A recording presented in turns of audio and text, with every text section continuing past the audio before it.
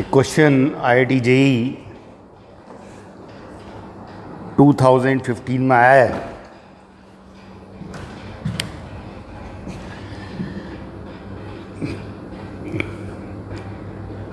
JEE 2015 में आया है। उसने दो सॉलिड स्फीयर ले रखे हैं। दो सॉलिड स्फीयर ले रखे हैं। एक स्फीयर उसने A लिया हुआ है, एक स्फीयर उसने B लिया हुआ है। सॉलिड स्फीयर ले रखे हैं और जो डेंसिटी है वो एक ही तो डेंसिटी, मास डेंसिटी ये दे रखी है, rho A is equal to K small r by capital R, where small r is the distance from the centre. और B के लिए स्मॉल r डिस्टेंस पे डेंसिटी दे रखी है उसने K small r by capital R raised to power 5। और diameter के अबाउट मोमेंट ऑफ इनर्शिया इसका IA है और इसका डायमीटर के about moment of inertia IB। वो रेशियो दे रखा है उसने IB by IA n by 10 और ये n निकालना है। अब ये सॉलिड स्फीयर हैं और दोनों का जो डेंसिटी है वो वेरिएबल है। मास डेंसिटी वेरी कर रही है स्मॉल r के साथ। अगर सॉलिड स्फीयर कंटिन्यूस डेंसिटी का होता है तो आप I इज इक्वल टू सीधा कह देते हैं I is equal to 2/5 mr square. जबकि डेंसिटी कंटिन्यूस होती है थ्रू आउट सेम, r इसकी रेडियस है, मास इसका कैपिटल M है, तब तो सीधा डायमीटर के अबाउट ICM 2/5 mr स्क्वायर कह देते हैं। लेकिन यहाँ तो मास जो है, मास डेंसिटी वेरी कर रही है। तो अब हम ये कंटिन्यूस जो है हमारे पास में यूनिफॉर्म डेंसिटी का सॉलिड स्फीयर नहीं है, तो अब हम इसमें मोमेंट ऑफ इनर्शिया निकालेंगे डायमीटर के अबाउट। तो अब हम इसकी स्फेरिकल शेल्स बनाएंगे। सपोज करिए ये स्मॉल r रेडियस की आपने एक स्फेरिकल शेल ले ली जिसकी थिकनेस ये dr, स्मॉल r रेडियस की आपने स्मॉल r रेडियस ली और dr और रेडियस ली।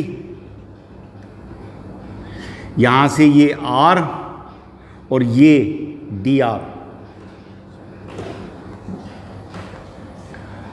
अब r से लेके dr तक, r से लेके dr तक हम इस डेंसिटी को कांस्टेंट एज्यूम कर सकते हैं। ऐसे ही उसमें भी कांस्टेंट एज्यूम कर सकते हैं। तो इसका जो मास है dm is equal to, spherical shell ले रहे हैं, dr उसकी थिकनेस है, r रेडियस है, तो इसका मास होगा कितना, वॉल्यूम इनटू डेंसिटी। इसका वॉल्यूम कितना है 4πr square into dr into density rho A, that dm is equal to 4π small r square dr into KR divided by capital R। Density की value रख दी तो dm इज इक्वल टू आ गया 4πr square, r cube हो गया ये 4π KR तो बाहर ले लो और ये r cube into dr। Density की वैल्यू रख के ये आ गया, इतना मास है इस स्फेरिकल शेल का।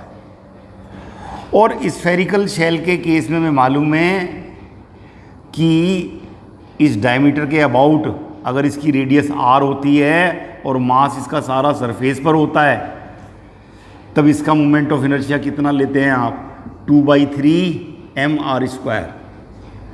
तो अब हम सॉलिड स्फीयर को स्फेरिकल शेल बना के जीरो रेडियस से कैपिटल आर रेडियस तक उन सब का मोमेंट ऑफ इनर्शिया निकाल के डायमीटर के अबाउट ऐड कर देंगे तो मोमेंट ऑफ इनर्शिया आ जाएगा। क्योंकि डेंसिटी वेरी कर रही है इसलिए हम स्फेरिकल शेल्स बना रहे हैं। इस स्फेरिकल शेल का मोमेंट ऑफ इनर्शिया, ये जो dm मास की है, इसका मोमेंट ऑफ इनर्शिया कितना होगा? D I is equal to, spherical shell है भाई, 2/3 dm into R square is equal to 2/3 dm 4πk divided by R cube dm into R square into R square, 2/3 mass into radius square. Spherical ये जो हमारे shell बनी है इसका, इसके about diameter के अबाउट इतना मोमेंट ऑफ इनर्शिया है, डीएम की वैल्यू रख दी, is equal to 2/3 into 4πk divided by R into R की पावर 5 इंटू डी आर। और टोटल मोमेंट ऑफ इनर्शिया मुझे चाहिए, तो इस मोमेंट ऑफ इनर्शिया को क्या करना पड़ेगा? इंटीग्रेट करना पड़ेगा। ऐसे ऐसे जितनी भी स्फेरिकल शेल हैं उन सब का moment of inertia zero radius से कैपिटल आर तक ऐड करना है। तो इंटीग्रेशन करना है कहाँ से कहाँ तक? जीरो से कैपिटल आर तक, is equal to 2/3 into 4πk divide by R. इसका कितना होगा? आर की पावर 6 डिवाइड बाई 6 और लिमिट जीरो से कैपिटल आर। तो आई ए कितना आ गया? 2/3 into 4πk divided by R into, यहाँ लिमिट रखेंगे तो r की पावर 6/6 रह गया। ये इतना आ गया I A is equal to आ गया 2/3 into 4πk by R into R की पावर 6/6। ये रह गया जी 2/3 4πk divide by R cancel कर लो, 4πk divide by 6 into R की पावर 5 रह गया ये। अब इसमें भी डेंसिटी वेरिएबल है, तो इसका जो मास है dm, इसका volume surface area 4πr square into thickness और इंटू डेंसिटी रख रहे हैं कि स्मॉल r की power 5 divide by capital R की पावर 5। और इसका भी moment of inertia D I, spherical shell है, डायमीटर के अबाउट निकाल रहे हैं 2/3 dm into R square, small R square, and D I is equal to 2/3 dm की वैल्यू रखेंगे 4πr square D are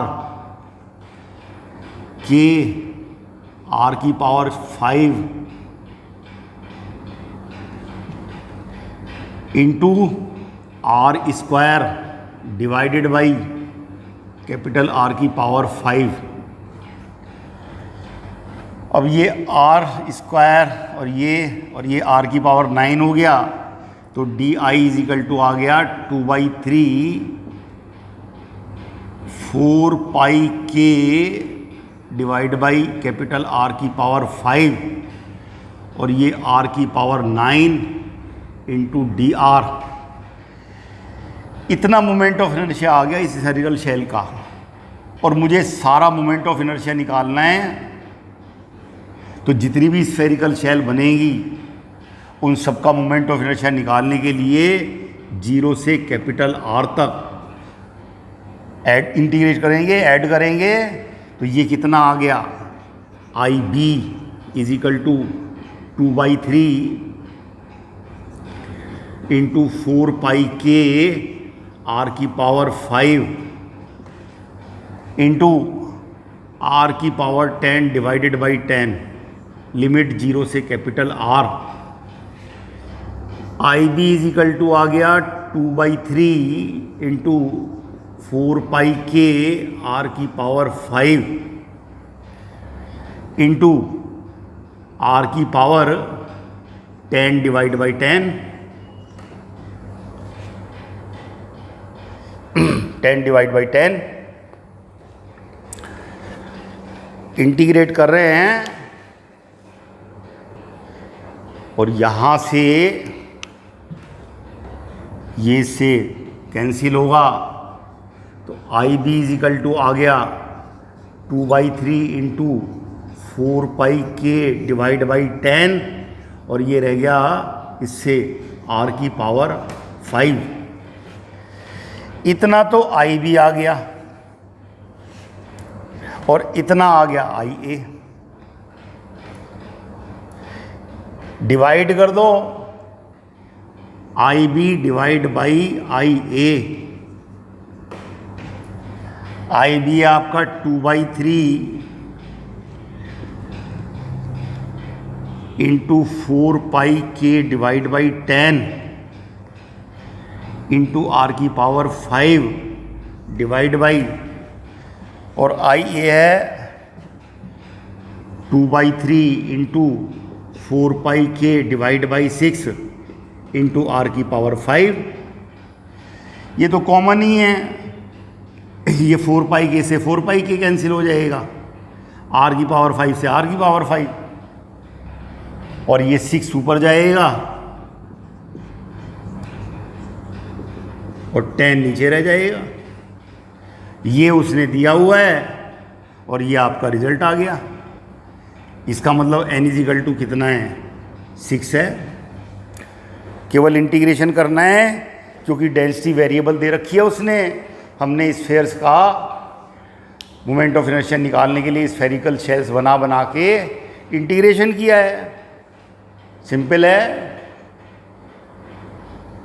IIT JEE 2012 में उसने क्वेश्चन पूछा है, एक प्लेन कंटिन्यूअस लेमिना से एक डिस्क कट की हुई है, रेडियस 2r की, यूनिफॉर्म डेंसिटी है, डिस्क है, और इसमें से ये सेक्शन r रेडियस का उसने निकाल दिया,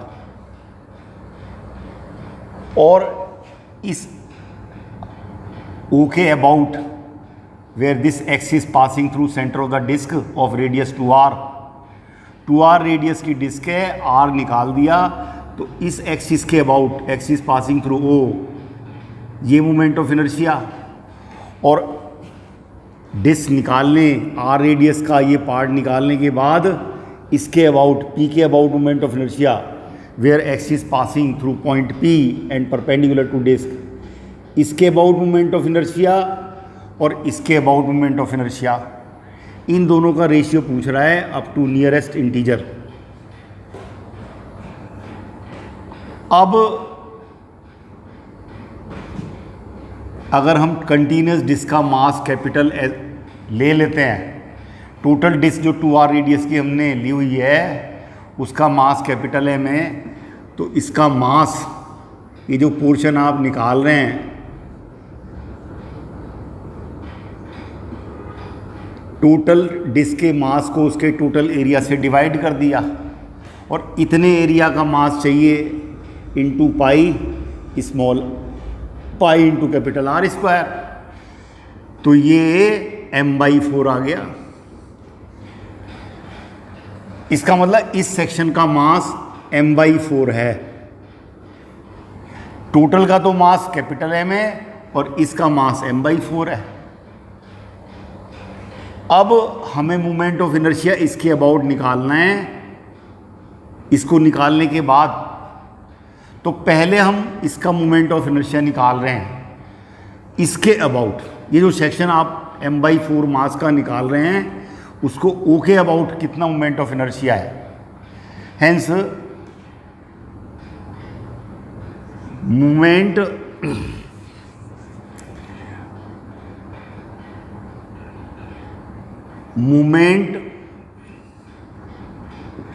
of inertia of mass m/4 about O, उसको हम I डैश ले रहे हैं सपोज करो, तो वो होगा इसका मोमेंट ऑफ इनर्शिया इसके सेंटर ऑफ मास के अबाउट और plus mass into distance square, theorem of parallel axis. तो इसका ICM तो कितना होगा 1/2 मास m/4 इंटू रेडियस स्क्वायर और प्लस इसके अबाउट निकालना है तो mr², और ये सेंटर ऑफ मास से जा रही है इसके एक्सिस और ये इसके पैरेलल है और ये परपेंडिकुलर डिस्टेंस r हो गया, तो m/4 इंटू r²। तो ये आ गया हमारे पास में 1/8 प्लस 1/4 mr²। 2 से मल्टीप्लाई कर लो, 2 से डिवाइड, तो ये कितना आ जाएगा 3/8 mr²। इसका मोमेंट ऑफ इनर्शिया इसके अबाउट ओ के अबाउट निकाल दिया हमने जिस सेक्शन को निकाल रहे हैं। जिस सेक्शन को निकाल रहे हैं उसका मोमेंट ऑफ इनर्शिया इतना आ गया। अब पूरी डिस्क का इनर्शिया सपोज करो I total is equal to, मैं रिमेनिंग पोर्शन को और इस डिस्क को ऐड कर दूं तो कंटिन्यूस डिस्क हो गई पूरी 2r रेडियस की, तो I टोटल कितना होगा।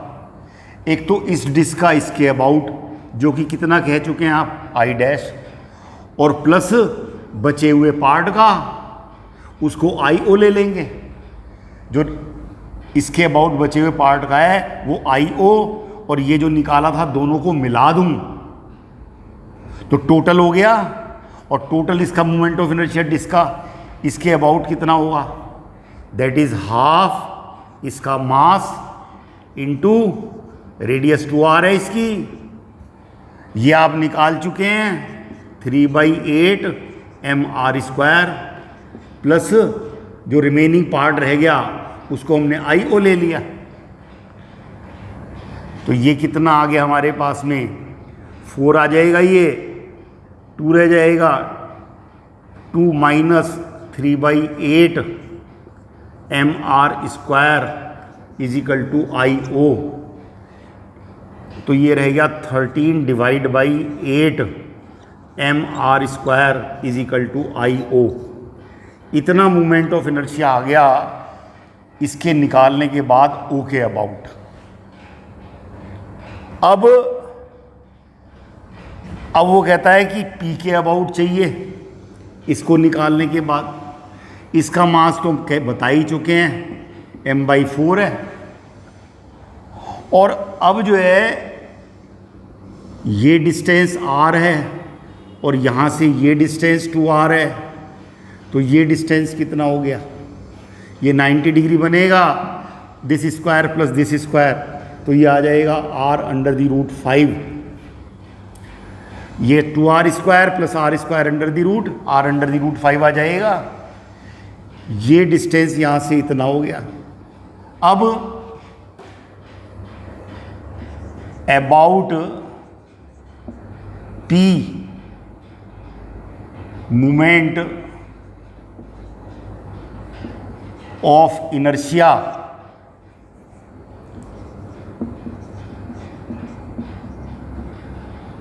ऑफ मास m/4, उसको हम I डबल डैश कह रहे हैं। इसके अबाउट इसका मोमेंट ऑफ इनर्शिया निकाल रहे हैं। ये जो सेक्शन निकाल रहे हैं आप इसको, इसका मोमेंट ऑफ इनर्शिया पी के अबाउट, तो अपने सेंटर ऑफ मास के अबाउट तो कितना है इसका,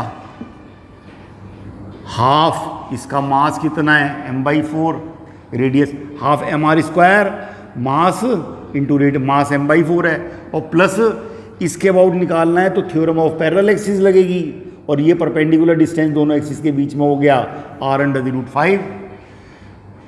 तो mass into r/5 perpendicular distance इतना है, तो ये कितना आ गया 1/8 mr² प्लस 5/4 mr²। जो परपेंडिकुलर डिस्टेंस है वो r/5 है, तो ये कितना आ गया 1/8 प्लस 5/4 mr²। 2 से मल्टीप्लाई कर लो, 2 से डिवाइड कर दो, तो 11 डिवाइडेड बाई 8 mr²। I" इतना आ गया, इतना आ गया। अब इस डिस्क का, इसके अबाउट पूरी डिस्क का I टोटल कितना होगा, इसके about half m into 2r², और इसके अबाउट चाहिए थ्योरम ऑफ पैरेलल एक्सिस के अकॉर्डिंग ये परपेंडिकुलर डिस्टेंस 2r हो गया, प्लस m इंटू 2r का होल स्क्वायर। तो ये तो 2 रह गया 4 से, और ये रह गया ये, तो ये कितना आ जाएगा 5 mr², 2 ये और 4 ये, 6 mr² आ गया। अब हम क्या लॉजिक लगा रहे हैं कि इसके about total moment of inertia में से ये जो निकाला हुआ पोर्शन है इसका मोमेंट ऑफ इनर्शिया माइनस कर दूं तो रिमेनिंग का रह जाएगा, या फिर यहाँ टोटल कंटिन्यूस का निकाल के और बचे हुए का और इसका ऐड कर दो। तो आप क्या ले रहे हैं, I total is equal to इस डिस्क का मोमेंट ऑफ इनर्शिया इसके अबाउट I" और प्लस बाकी बचा हुआ जो रह गया उसको IP ले लिया। पूरी डिस्क का मोमेंट ऑफ इनर्शिया इसके अबाउट, जिसमें इसका भी शामिल है और बचे हुए पार्ट का भी शामिल है जो कि IP है। ये कितना है, ये कितना निकाल चुके हैं आप, 6 mr² is equal to I" कितना है 11/8 mr², और ये जो बचा हुआ पार्ट है अबाउट P, IP ले लिया उसको, इसको हिलाएंगे इधर तो 48 minus 11 divide by 6 mr² is equal to IP रह गया। इधर लाएंगे 6 माइनस करेंगे तो 8 से मल्टीप्लाई करेंगे तो ये कितना आ गया 37 divide by 8 mr² is equal to IP। ये आ गया। जो बचे हुए पार्ट का था O के अबाउट वो तो आ गया आपका 13/8 mr², और ये आ गया 37/8 mr² P के अबाउट। तो ये पूछ रहा है वो, इसको डिवाइड करेंगे तो 37 डिवाइड बाई 3 रह गया, mr²/8 तो दोनों में कॉमन है, और ये करीब करीब 37 डिवाइड बाई 13, ये 13/8 है, तो करीब करीब ये नियरेस्ट इंटीजर कितना आएगा 3 के आसपास आएगा। 13 × 3 39 होता है, 37 है ये, तो नियरेस्ट इंटीजर 3 आ गया। ये पूछ रखा है उसने। थोड़ा कैलकुलेशन करा रखी है, सिंपल क्वेश्चन है, थ्योरम ऑफ पैरेलल यूज करा रखी है।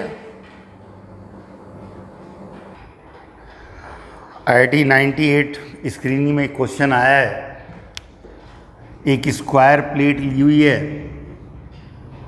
और उसके सेंटर ऑफ मास से in the plane of plate AB ये इस साइड के पैरेलल है और इसके अबाउट मोमेंट ऑफ इनर्शिया उसने कहा हुआ है is equal to I। AB के about moment of inertia AB इस साइड के पैरेलल है, in the plane of plate है और सेंटर ऑफ मास से होकर जा रही है। और अब एक एक्सिस और ले रहा है CD, वो कहता है ये थीटा एंगल बना रही है ये लाइन CD AB से, तो इसके अबाउट मोमेंट ऑफ इनर्शिया चाहिए। अब मोमेंट ऑफ इनर्शिया कोई वेक्टर क्वांटिटी तो है नहीं, कंपोनेंट करेंगे। एक्चुअल में क्या है कि आपने ये स्क्वायर प्लेट ऐसे ले रखी है,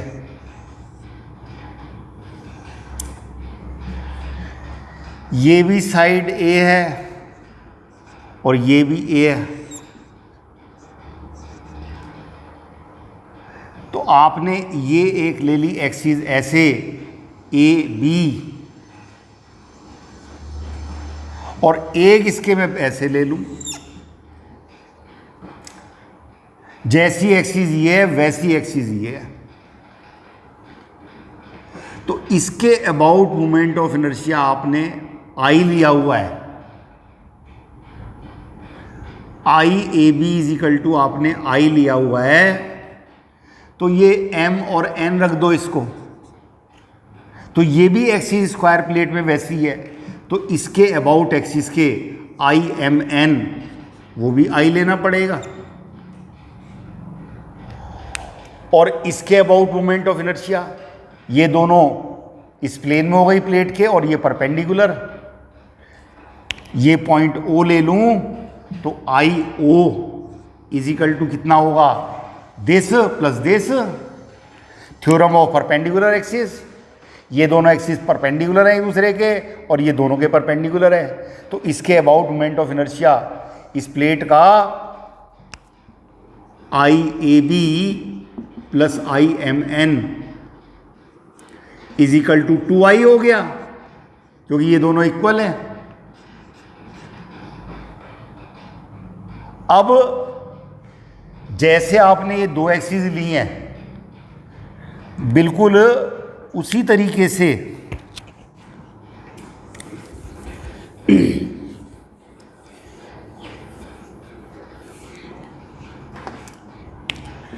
फिर आपने वही स्क्वायर प्लेट ले ली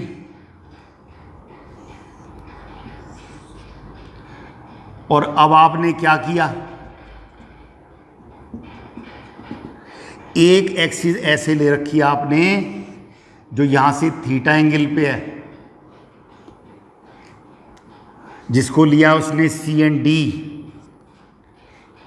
एक एक्सिस और ले लो ऐसे,